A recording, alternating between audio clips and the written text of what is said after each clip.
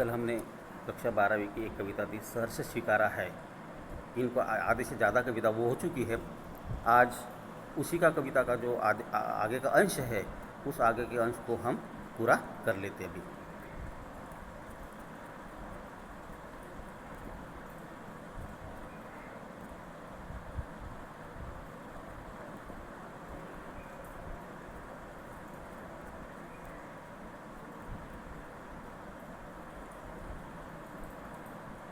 सचमुच, हाँ सचमुच मुझे दंड दो कि हो जाऊँ पाताली अंधेरी गुफाओं के विवरों में, धुएं की बादलों में बिल्कुल मैं लापता लापता कि वहाँ भी तो तुम्हारा ही सहारा है। इसलिए कि जो कुछ भी मेरा है या मेरा सा होता सा लगता है, होता सा संभव है, सभी वह तुम्हारे ही कारण के कार्यों का घेरा है, कार्यों का वैभव है।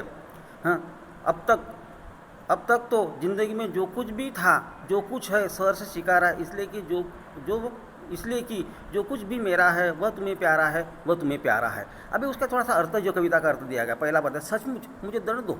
कभी यही चाहता है कि मुझे ऐसा दंड दो, क्या पाताली अंधेरी गुफाओं के व्यूरों में, धुएं के बादलों में बिल्कुल मैं लापता।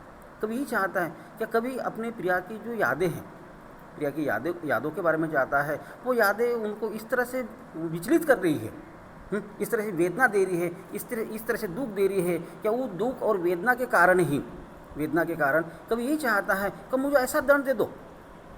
पाताली अंधेरे, पाताल यानी जमीन के अंदर का जो पाताल लोक होता है या पाताली भाग होता है, उसमें जिस तरह से अंधेरा होता है।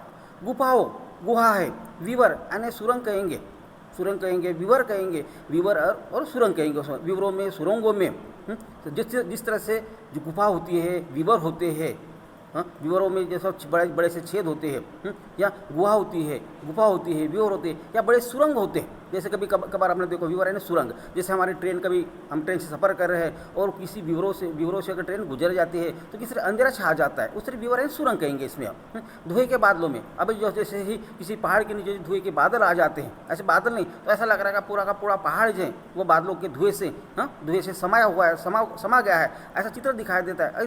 उस पहाड़ दिखाई नहीं देता है, केवल बादलों के धुआं है, बादल रूपी धुआं है, उस पहाड़ों को छा जाता है। बिल्कुल मैं लापता, कभी अपने आप को लापता ना समाप्त क्यों होना चाहता है। कभी ये चाहता है कि मैं समाप्त होना, लापता हो जाना, समाप्त हो जाना, मैं अपने आप को समाप्त कर देना चाहता हूँ। इस तरह से कभी ये चाहते हैं कि मुझे सचमुच मुझे दंड दो, सचमुच मुझे ऐसा दंड दो कि मैं वो पाताली जो पाताल है, जमीन के अंदर का भाग होता है, जैसे अंधेरा होता है, गुफाओं में अंधेरा होता है, सुरंग में, विवर यानी सुरंग में अंधेरा होता है। धुएं का जो बादल रूपी धुआं है, वो जब पहाड़ों को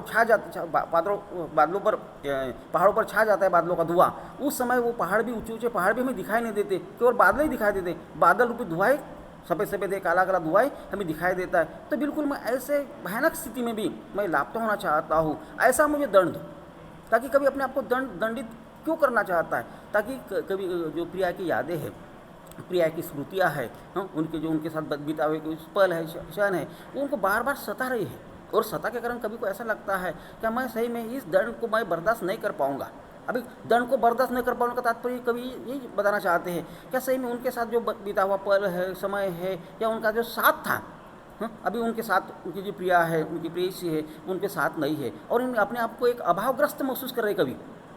और इस अभाव में सब कुछ, कवि के पास सब कुछ है, लेकिन जो यादें हैं, प्रिया का साथ है, जो प्रिया है वो उनके साथ नहीं है। इन्हीं वजह से अगर अकेला आदमी क्या कर सकता है, और इन्हीं वजह से वो अकेला आदमी ये दंड, मुझे एक सजा दे दो, मुझे एक दंड दे दो, और वह ऐसा दंड दो कि मैं अपने आप को पूरी तरह लापता बता दूं, मैं अपने आप को पूरे समाप्त कर देना चाहता हूँ। वही भाव इसमें क्या, लापता की वहाँ भी तो तुम्हारा ही सहारा है। अगर मैं वही सही में, अगर वह धुएं में, विवरों में, गुहाओं में, अंधेरे में, बादलों के धुएं में अगर मैं लापता भी हो गया हूँ, तो वहाँ लापता होने के पश्चात में अगर समाप्त भी होना चाहता हूँ, वहाँ तो भी तुम्हारा सहारा है ना।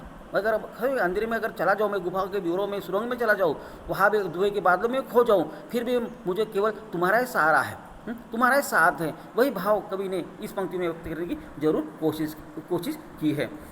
लापता कि तुम्हारा ही सहारा, इसलिए कि जो कुछ भी मेरा है या मेरा सा होता सा लगता है, होता सा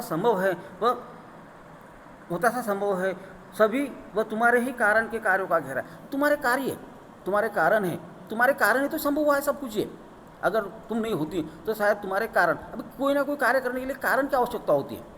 इस कारण से वह काम पूरा हो गया है, इस कारण से मैं इस मंजिल तक पहुंचा हूँ। ये सभी भाव इस पंक्ति के द्वारा व्यक्त करने की कोशिश कवि ने जरूर किए हैं। इन्हीं वजह से क्या है, सभी वह तुम्हारे कारण के कार्यों का, तुम्हारे कारण के जो कार्य है, तुम्हारे कारण ही जो कार्य सफल हुए हैं, उसी के घेरा का ये वैभव है। आज मैं जिस स्थिति में हूँ, आज मेरे साथ जो खट्टे मीठे अनुभव है, सुख दुख के अनुभव है, सफलता असफलता आ गई है, अंधेरा उजाला आ गया है, ये सब मान सम्मान जो मिला है मुझे, मेरी अवनति हो गई है, उन्नति हुई या अवनति हुई, इन सब कार्यों में तुम्हारा तो साथ था, तुम्हारा तो वैभव था। वो तुम्हारे वैभव के कारण ही, तुम्हारे साथ के वैभव का, तुम्हारा जो साथ मुझे मिला था, सहकार्य मिला था, सहारा मिला था, उस सहारे के वैभव, सहारे के कारण थे इस वैभव के शिखर पर पहुंच गया हूँ और सब जगत तुम्हारा ही वह साथ पाता हूँ।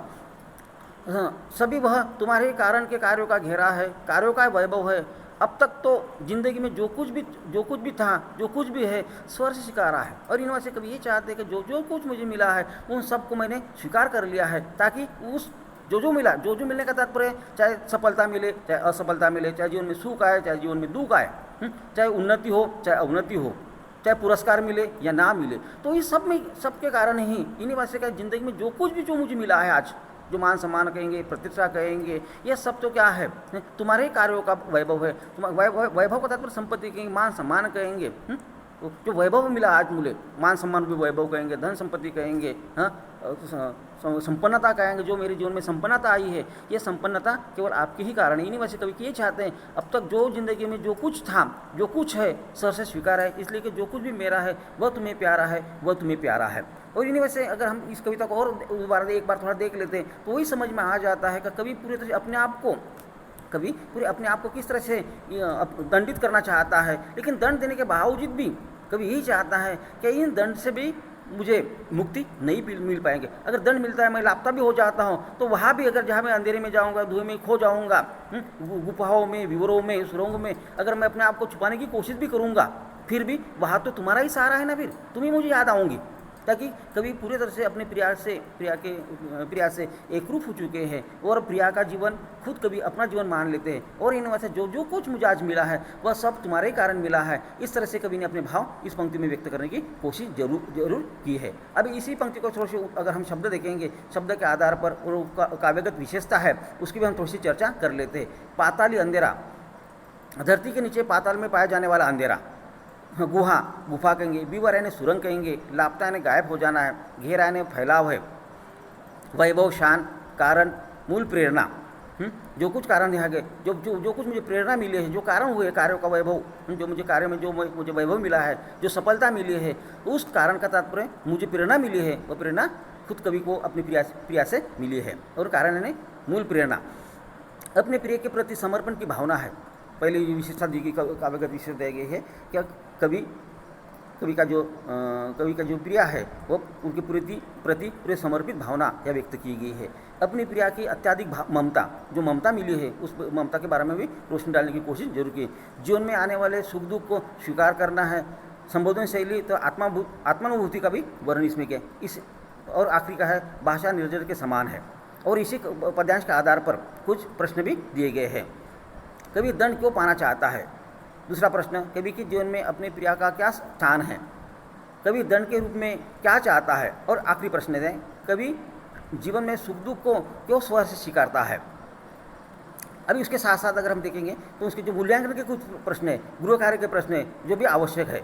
अभी ये पहला प्रश्न, स्वर से स्वीकारा है नामक कविता का अर्थ स्पष्ट कीजिए। मूल्यांकन के प्रश्न, गृह कार्य के प्रश्न है। दूसरा प्रश्न दिया गया है, वह क्या है जिसे कवि ने सहर्ष स्वीकारा है? तीसरा प्रश्न है, कवि को अपने प्रिय से संवेदनाओं के धरातल पर क्या कुछ मिला है? चौथा प्रश्न, कवि के लिए सुखद मधुर स्थिति भी असह्य क्यों बन गई है?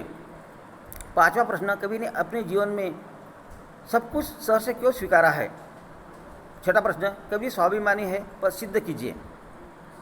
अभी फिर भी इस कविता में हमने जो स्वर से स्वीकारा है, ये कविता आपको पूरी तरह से पढ़ा दी गई है। फिर भी जो समस्या आपको आ जाते हैं, आप अपने इसमें YouTube देखने के पश्चात अपनी समस्या जरूर हमें बताएं और समस्या हल करने की कोशिश जरूर करें। धन्यवाद।